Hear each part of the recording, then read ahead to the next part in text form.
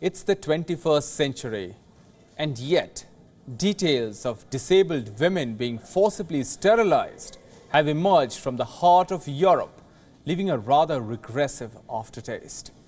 According to reports, the European Parliament is currently under the process of debating a binding legislation that would make forced sterilization illegal.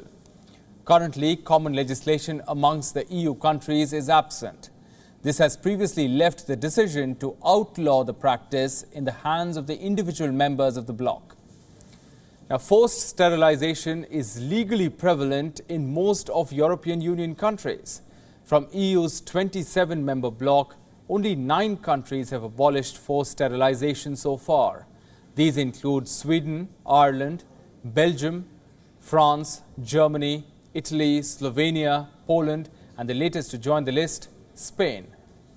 Official numbers indicate that over 87 million people in Europe have some form of disability. This means that 1 in 4 European adults suffer varied extents and nature of disability. Meanwhile, there are clear provisions charted out by the UN Convention on the Rights of Persons with Disabilities. Article 23, pertaining to the respect for home and family, states, and I'm quoting the passage here, "State shall take effective measures to eliminate discrimination against persons with disabilities in all matters relating to marriage, family, parenthood, and relationships on an equal basis with others," unquote. The official statement, in fact, goes on to say, I'm quoting here again, "Persons with disabilities, including children, retain their fertility on an equal basis with others," unquote.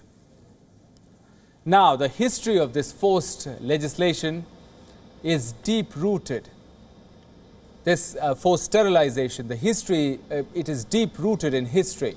Between 1934 and 1976, Sweden had set up a plan grounded in the science of racial biology to enforce these sterilization policies. Back then, 20 to 30,000 Swedes were forced to be sterilized. The victims, most of whom were young females, were robbed of childbirth rights on the grounds of being mixed race or rebellious. Sweden is now the first European country to abolish the practice of singling out disabled individuals and sterilizing them by force. Meanwhile, the European Council will also be convening in Brussels next month to formally discuss and decide on the matter of forced sterilization. The outcome, which will be decided by vote, is binding on all member states of the bloc.